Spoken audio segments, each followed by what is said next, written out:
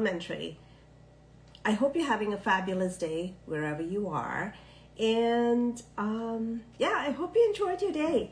So today I wanted to talk about a couple of different things. First of all, I've been getting a couple of questions and I thought, hey, why not answer these questions online the way I would? I mean, without getting into too much detail, why not answer the questions online and see where we get? Now, the one thing I'll say is the weather's getting better, and that's something positive we're looking forward to. But by now, we would have had the spring market in full tilt. What am I noticing? I will get to that after, but let's take a few. Let me get to a few questions, and then I will give you an update as to what I am seeing. So the election is over and everyone is exhausted. Let's just say, okay, even buyers are exhausted. But let's be honest, while people may be exhausted, or you may be feeling exhausted, you should be also feeling buying power, because buying power is real. And while people are feeling exhausted, they also have the power to buy before all of this craziness kicks in.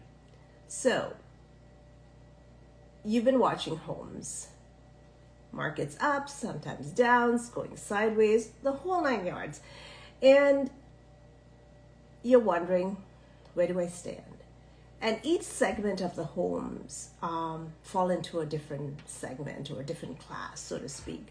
And buyers are feeling exhausted. But, take a step back and just kind of understand that you do have the power. You have the power right now because we're seeing homes sitting on the market a bit longer. People dropping prices. Now, homes that are sitting on the market longer, pricing changes, you can tell those homes are not priced properly. I mean, you have to be very on point. And even when you're on point with pricing a home, you will notice there's some, a house down the street could sell for whatever. And you never know what people's motivations are, right? So what I would say is, homes are staying on the market like between, who knows, they're no longer on the market for 2 days or 24 hours or not even. They are staying on the market a bit longer, giving you the opportunity to actually get home inspections, get conditions on your home, so on and so forth. And so having said that, people are asking me, is now a good time to buy? This is one of the questions I've been getting. And it really kind of depends on your situation, if it's a good time to buy or not. It's a good time to buy if you're a first-time buyer, you've qualified for a certain amount, you're on the lower end of the spectrum of what you're looking for. This will give you an opportunity to get into the market without 10,000 people outbidding you. This will give you that opportunity. And then I get asked the question, is this a good time to sell? And so, people always say, should I sell now? Should I wait till, and people have these notions that spring is busy and fall brings serious buyers and wait for better pricing and who knows. But what we've seen is all of these things can be so confusing. But what we've seen over the last few years and with ever since 2020 thereafter, what we've seen is the market is doing all sorts of things, right? There's no such spring market as such, even though we call it the spring market. The market is the market. People are going to buy when they buy, and things are going to move forward. So what's the best time for you to buy? Maybe the question that you should ask.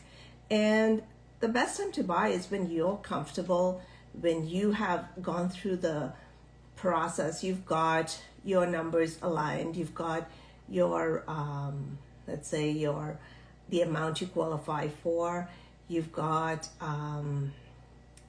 your numbers aligned, so to speak, with how much you will get to buy a house based on all of the numbers that you've run through your mortgage broker. And once you do all of that, you can decide, hey, if this is a good market or not. But there are deals to be had, especially in the condo space, if that's what you're looking for. And if not in the condo space, then there are deals to be had. You never know what their motivation is. And no one's saying that you're going to steal a home. I mean, the home is the home and the price is the price. And perhaps the market's a bit flat, a little bit down. But I don't think you're going to get like slash 50% if that's what you're looking for. So one of the things I say to people, they say is now a good time to sell. Well, now as compared to what, right? There are no guarantees of when it's going to be a good time. Like now could be a good time to sell for sure because you know exactly what is happening in the market. But next month could be a better month to sell. Yes, you don't have a crystal ball. But if things go in an opposite direction, the best time to sell is now. But the numbers have to make sense for you.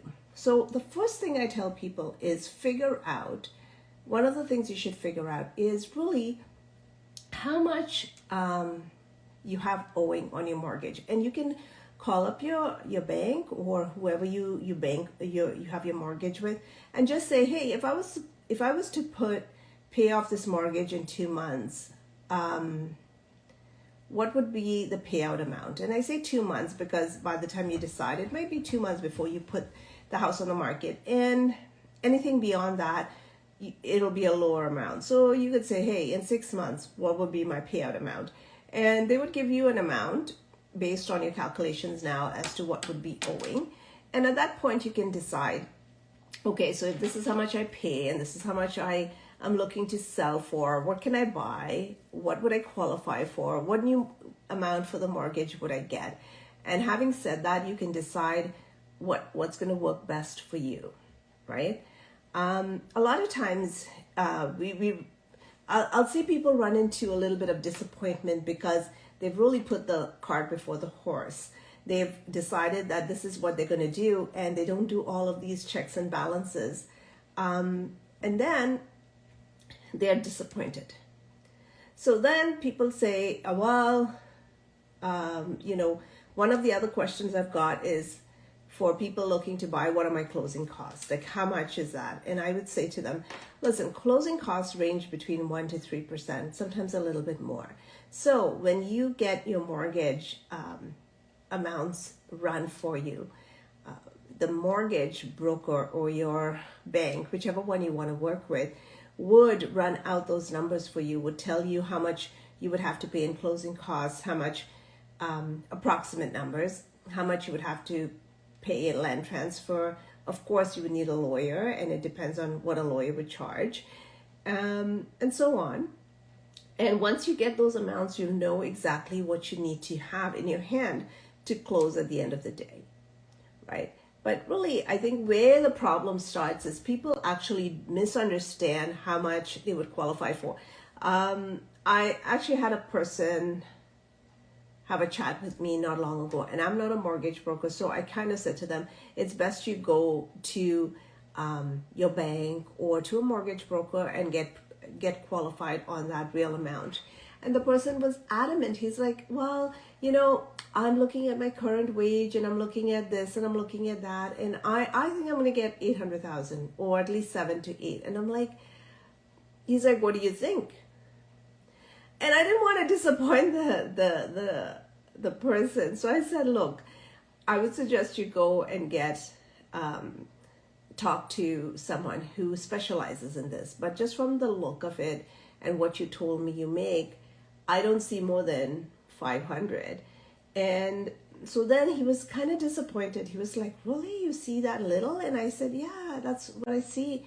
And then he talked to someone, and then they kind of gave him the same sort of numbers without, like, but you know, I kind of said to him, you have to really give them all of your paperwork for them to run the true numbers. Because if you've got some loans and you've got other stuff going on, then those numbers are not really the true numbers, right? So the other thing someone asked me the other day is, what is the conditions of sale? Like, what is this? And I kind of explained to them, you know, a lot of times they would include financing. Like a condition of sale means once, you know, 5 days for financing, or 10 days for financing, or 7 days for financing, whatever it is, that's a condition. And that condition needs to be met. And people need to fulfill that condition. If not, within that period of time, they can get their deposit back. If they don't, and so the timelines are very important. If you have very stringent timelines, people have to be very on top of things. Sometimes you're working with clients who are very relaxed and they don't believe in kind of rushing through it. They've got 5-day condition of financing and they're just taking their own sweet time doing stuff. And, you know, I tell people, listen, you can lose your deal based on that. The other condition could be inspection. So you would have an inspection on the property. And another condition, like if you're buying a condo, it would be the status certificate, really, really important. And I would tell you to never sign off that waiver on the status certificate, because that tells you the financial health of the organization, right, of the condo corporation. Plus, it gives you all of the rules and regulations as well. So, for example, if you had a dog and you were not sure about whether this condo allows dogs, that's where you find the policy on a dog. And I think it's really important that you know this, because, you know, back in the day, all of the condos, the older condos, had no dog policy. So you were not allowed to have a dog. Over time, condos started allowing dogs, especially the newer ones, right? But you'll see them called restrict. So if I were to send you a listing, you would look at the listing and it says restrict, which means there's a restriction on the pet, whether it's the number of pets. Maybe they'll say one dog, one cat, one dog or one cat, two dogs, two pets. So it can be just two, a cat, a dog, two dogs, a cat and a goldfish, a dog and a goldfish, you know, those kind of things. And then they would also have a restriction based on how big your dog can be. I had this one condo, a person loved it, but there are restrictions. They were all over the map, but the written policy said under 20 pounds, which means if you have a dog bigger than 20 pounds, you can be in that condo. So those are some of the conditions that you would look for if you had a house you were selling. People put in conditions, which means, and sometimes people are mistaken, if these conditions have like, let's say 3 days for inspection, right? And 5 days for financing. So the 3 days are not 3 days in addition to the 5 days, unless it's written that way. Typically it's 3 days, and people need to have inspection waived, like, or fulfill the condition, or they could end up, losing out on it. So I'll give you an example. I had a place for sale, and the agent said to me, "Oh, well, I'll give you, we're just, dealing with the financing, so I can give you both the waivers at the same time." And I was like, "No, sorry. The waiver for inspection is this day, and therefore you need to, fulfill that." But, timelines are very important. These are like legal documents. Timelines are extremely important. So people have to be aware and follow the timelines. If not, they could end up losing the house. And sometimes people get disappointed. They're like, "Oh my goodness, I missed it by like a little bit," but you missed the timeline. So just bear in mind, if your agent's on your case about signing off because, your timeline's coming to an end, you understand why. Now, so that was conditions of sale. Then the other question I get is, how long will it take me to sell my house? And well, we can tell you what typically happens. Like we'll take a look at the area, and every area is different. So people think that, hey, we should have like a general number. Yes, there's a general number saying so many days, but every area, every pocket is a little different. And so you'll find that some areas they sell a little faster and some areas take a little longer to sell. And what are my top 3 strategies for selling your house? Like, what do you need to do? Your house needs to be spotless, clean. It has to show A1, like above the norm. Like your house needs to show. Why would someone? So I mentioned it the other day. The buyers of today are very sophisticated, right? They're younger people. What they do is they sit at home and they look on their computer.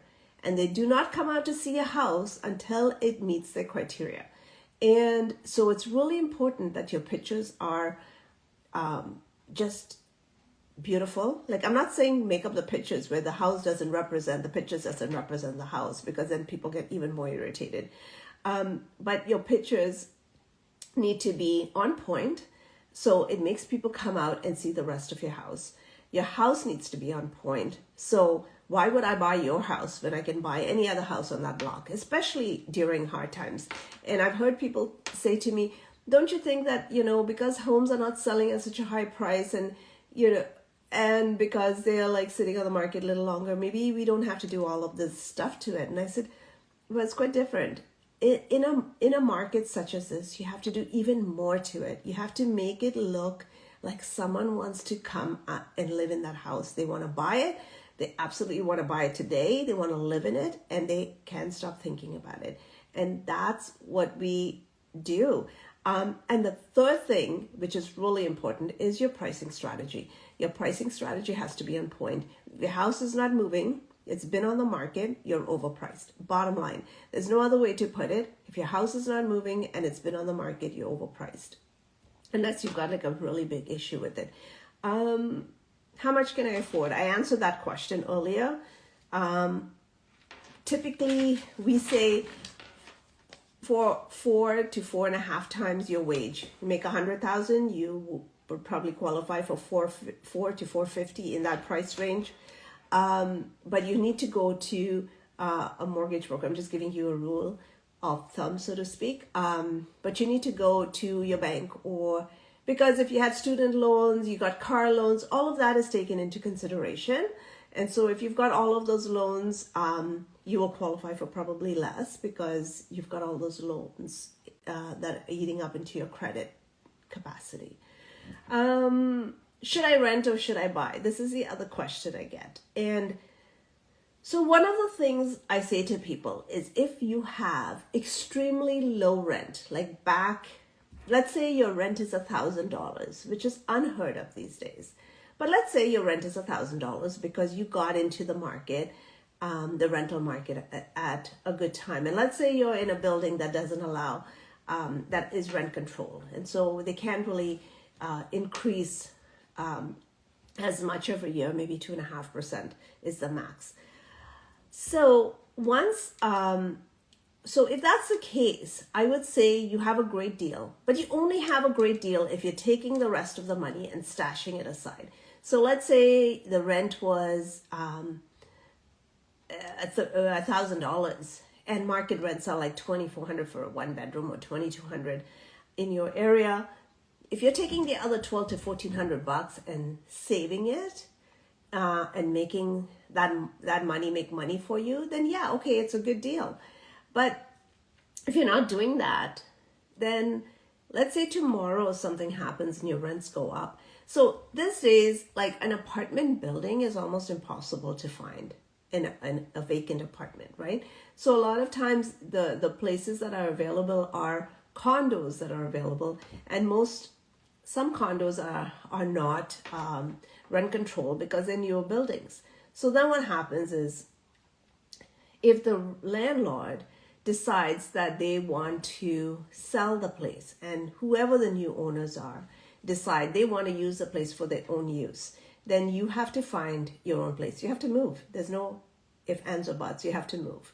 And at that point, are you going to be stuck with paying the market value, which could be a lot higher than what your rent is? So let's say you started renting a place and the rent was, let's say you were in this place for a long time and the rent was like $1,500.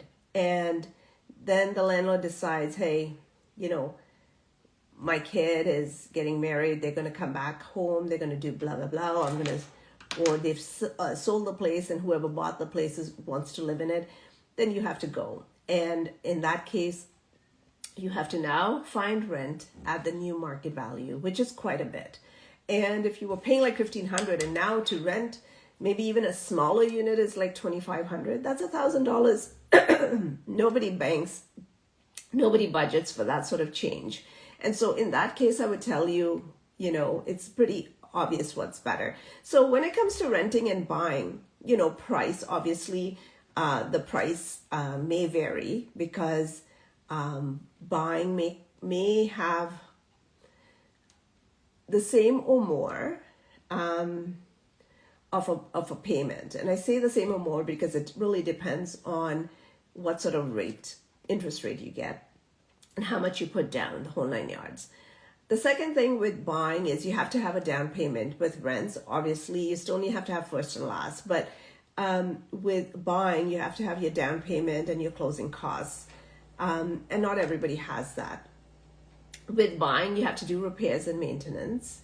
But with renting, while you may not have to do repairs and maintenance, you might have to deal with, you know, outdated appliances or decor or the whole 9 yards. And with renting, you cannot make any changes to the unit, but with buying, obviously it's your own, so you can do whatever you want with it. And then in addition to that, like if you're paying the market value like it is right now, then you're paying someone else's mortgage. And if you're paying someone else's mortgage, then why not pay your own? Because you're then building equity by owning a place. And on the tail end of it, this is what I touched on earlier. Like if the landlord wanted, you know, their let's say their daughter needed a place, or their parents needed a place, or they decided to sell and the new owners wanted to live in the place, it wasn't an investment, then you would have to vacate the unit. And by buying, there's security, right? Like a lot of people, one of the things they hit with is when they have to move, it's a big, it's quite a problem for them. They have to move, they have to find a new place, they have to find something they like. They may not find all of those boxes, may not check, right? And let me tell you one last thing before we go. Seeing that you have no questions, the one thing I'm going to say to you right now is with the rental market, it's extremely hard to get in because there's a lot of scams going on both ends, you know, whether it's a landlord getting scammed or it's renters getting scammed. There's so many scams going on, but landlords are actually getting so much fake information that they actually are doing a lot more work, and they are screening people a lot more. If your numbers don't add up, if your wages don't add up, if your if any of those don't add up, like your referrals, the landlord is going to turn you down, and you could be going on. I've seen a few people, they've been like they are like exhausted, they've been like looking for rentals, like, and they've been turned down for like a dozen of them because they don't meet the criteria. You don't have enough income for what, and you need a bigger house, and you need all of these things, and you don't, you're not getting into the market. And so those are very realistic things to be mindful of when you're looking to rent, because you could be left out in the dark and not have a place to live. So these are some of the things that I will say. I mentioned it last time about the scams. There's a lot of scams going on. So if you are looking to rent, make sure you're like going through a reputable agency you are working with a realtor, if you're renting a private, don't send money, because a lot of people are like, there's a scam that someone was telling me that they have to pay $100 to see a place. And I'm like, why? And they're like, yeah, you have to pay $100 to see the place. And I'm like, okay. And obviously they're not getting the $100 back. And then there's this bigger scam about someone who was being like, who put a fake place up for rent and was sending people to see the place. And then he took the money, but he was like the fake in between guy. So like, just be mindful about who you're chatting with, who you're giving money to. If you're working with a realtor, they're not going to take cash money and from you. We have like rules in place, and you know, your first and last have to be on a draft made to like the brokerage they're with, and it has to be made so that it goes into the trust account for the brokerage. So so pay attention to all of these things. And then on the flip side, if you're a landlord, you've got even bigger problems, because there are people who are selling people fake information, and so just be mindful. If you're a landlord, make sure you're doing your due diligence. If not, you're going to be ending up with somebody who's occupying your space and doesn't pay because they've got fake information that they've given you. So seeing that you have no questions, I will say good night to you. I want to say thank you for joining me during your dinner hour. My name is Jacqueline Watson, and I'm a realtor with Sutton Group Tower in Toronto. And until next week, we'll see you again. And if you have a topic you'd like me to unpack a bit further, feel free to DM me. Let me know, and we'll get a guest on for you. So have a good evening, and we'll talk to you soon. Bye.